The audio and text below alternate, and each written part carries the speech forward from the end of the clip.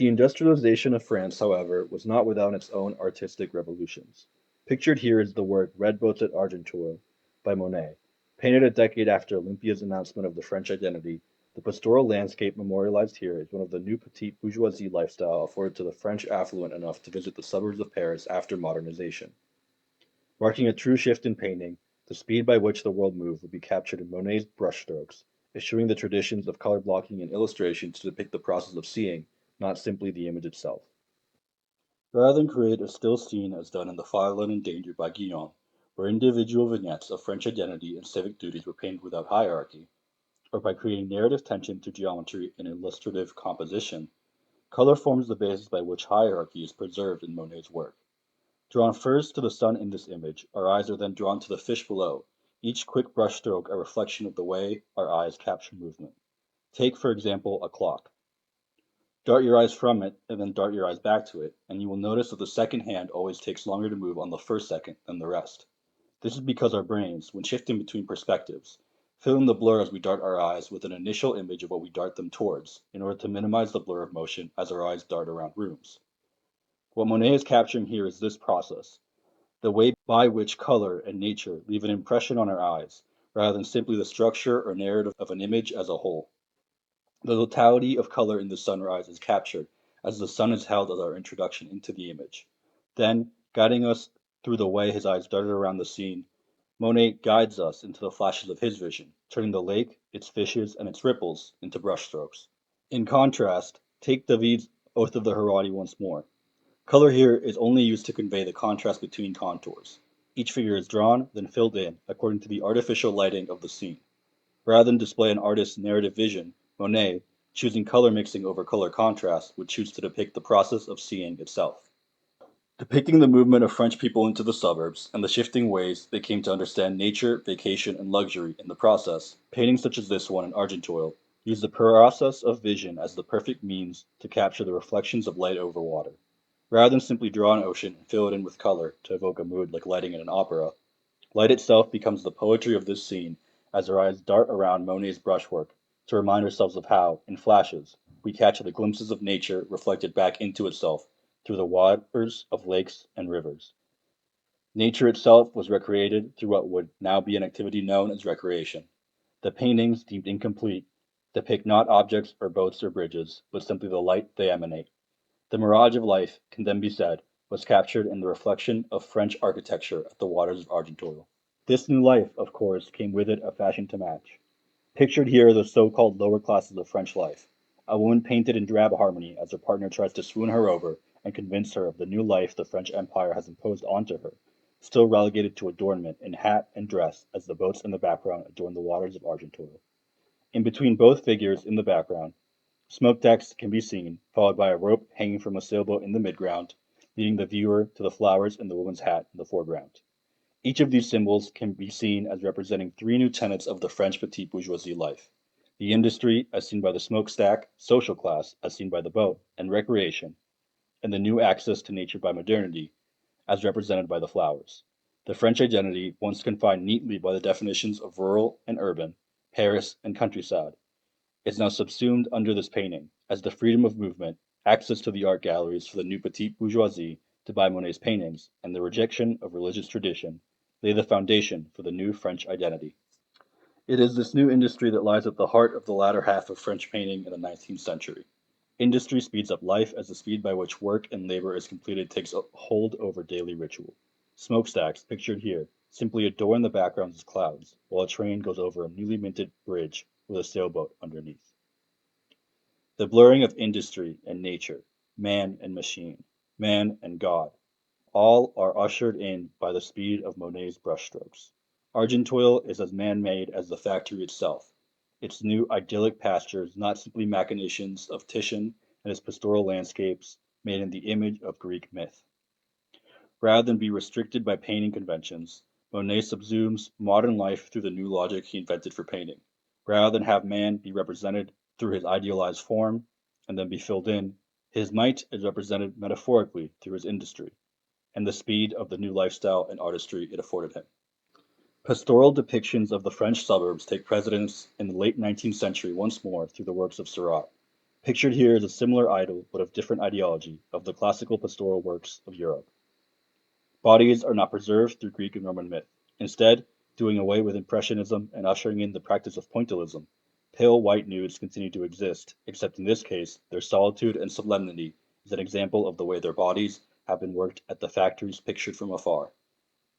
Somewhat serene, men are done away with altogether, their bodies and identities simply blending into the stillness of the image through the stiffness of their composure. Easy to mistake for Impressionism, the way by which this painting was created hides within it a much more technical story.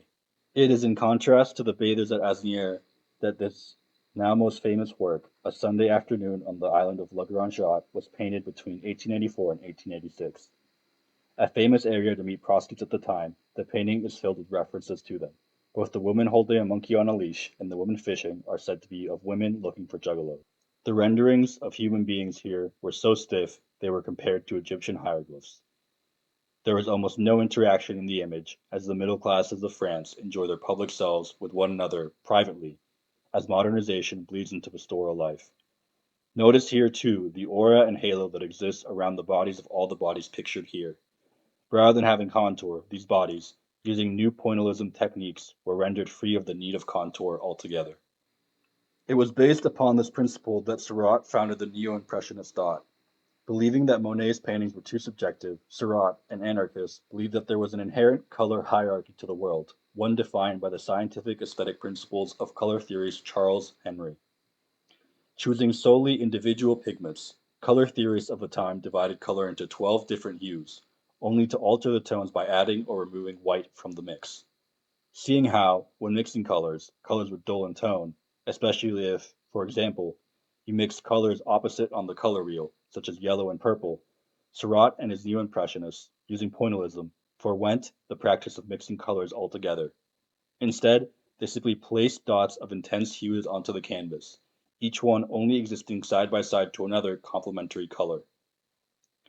This intensive process means artworks could take weeks to finish, but in turn gave them the aura-like glow of the unity of opposites.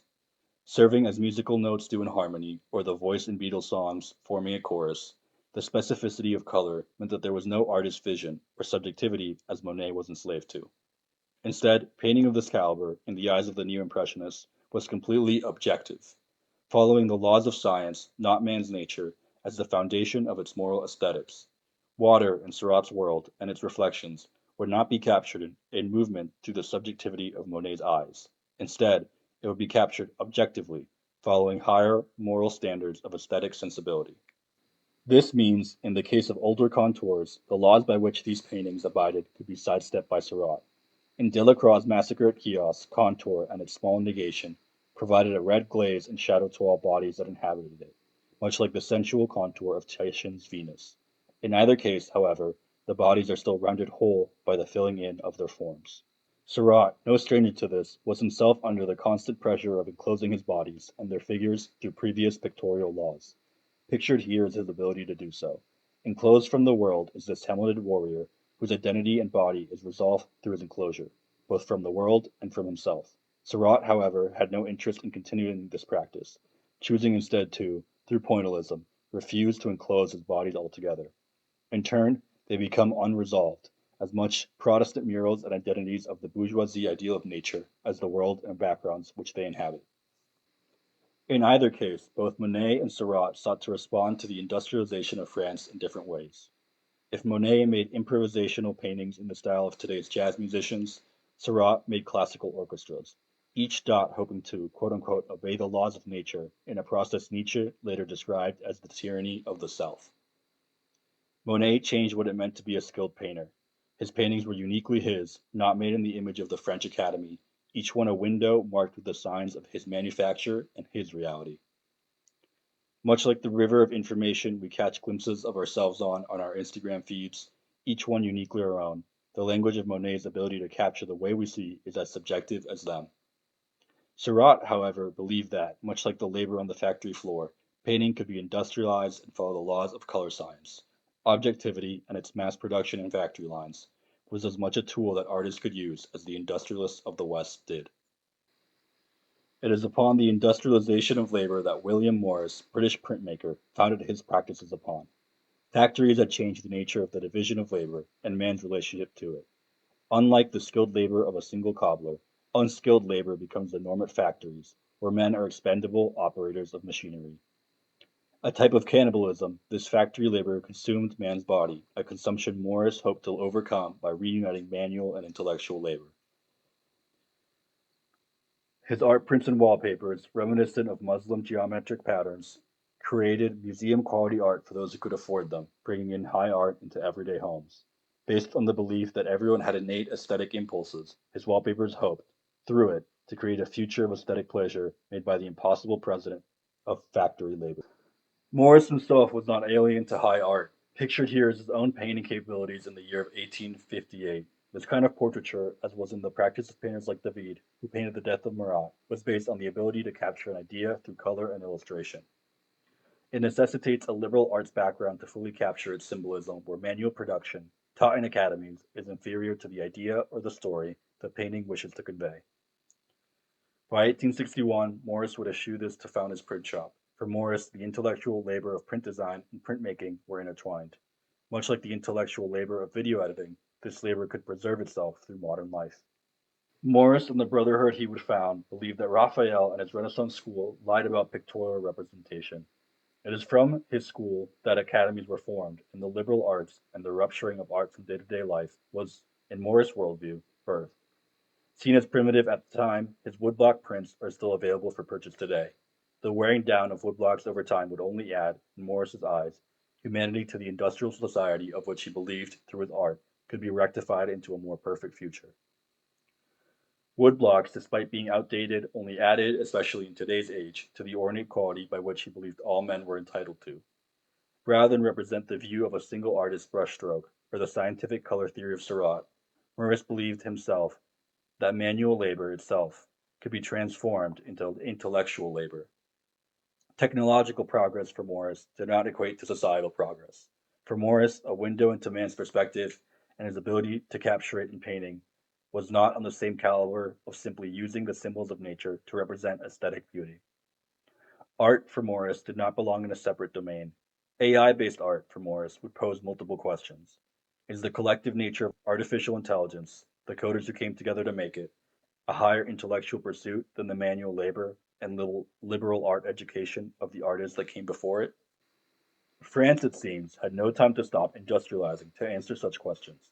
The Eiffel Tower, at then the world's tallest structure, had, through the advent of steel based engineering, been unveiled 100 years after the French Revolution at the 1889 World's Fair. Alongside it came the supremacy of the French Empire. A Javanese village had been imported and reconstructed inside of Paris.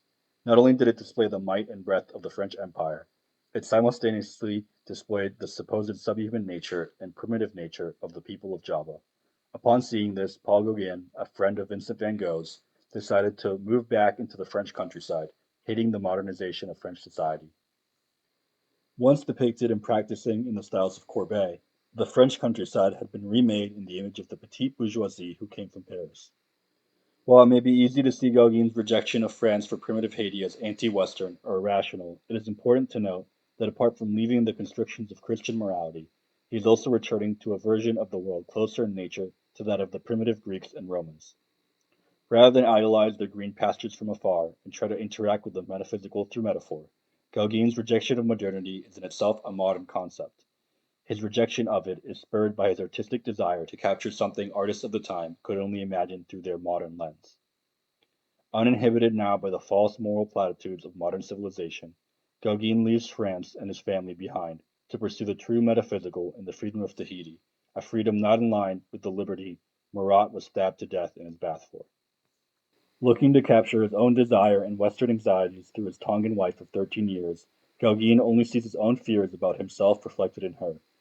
Having learned to despise Frenchwomen out of his own meekness, he writes, on the one side a fresh blossoming faith in nature, and on the other the season of barrenness, law, and artifice. Two races were face to face, and I was ashamed of mine. When describing the time, he introduces Child Bride, who he compares to the 18-year-olds of France, to a Frenchwoman on the island. That said, he said of Tahura, his bride, I loved Tahura and told her so. It made her laugh. She knew it very well. Slowly growing closer, the two developed a bond as in each other they confided the secrets of their nations. In her, Gauguin, freed from his Christian morality, could face his own insecurities freely. Walking in on her late one night, he depicted her in this painting seen here, blending elements of both Titian's Venus and Manet's Olympia at the same time.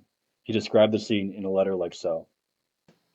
I saw her. Tahura lay motionless, naked, lying face downward flat on the bed, with the eyes inordinately large with fear. She looked at me and seemed not to recognize me. As for myself, I stood for some moments strangely uncertain. A contagion emanated from the terror of Tahura. I had the illusion that a phosphorescent light was streaming from her staring eyes. Never had I seen her so beautiful, so tremulously beautiful. And then, in this half-light which was surely populated for her with dangerous apparitions and terrifying suggestions, I was afraid to make any movement which might increase the child's paroxysm of fright. How could I know what at that moment I might seem to her? Might she not, with my frightened face, take me for one of the demon's spectres, one of the Tupapais, with which the legends of her race of people carry sleepless nights?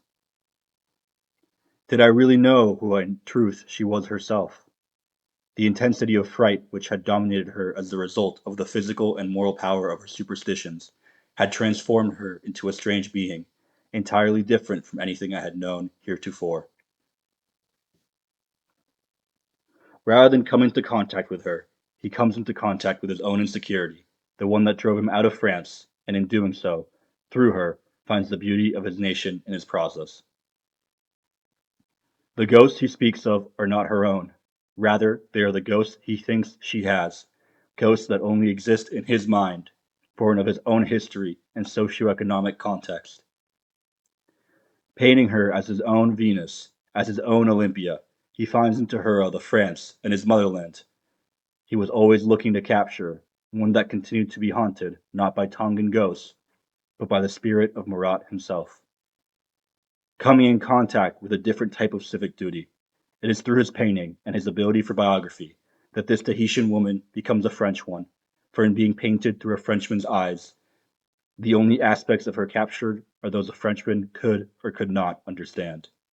His demons captured in the rightmost side of the painting through her culture. Accessible only to her bodies are these dark fantasies, the leftmost half of the painting instead showing what was behind Olympia's curtains, the world of the dark-skinned slave only Olympia could gatekeep men from. Olympia, can then be said, simply exists in the room opposite to Hera, the male fantasy that created her now far off in the world of Tahitian spirits behind her.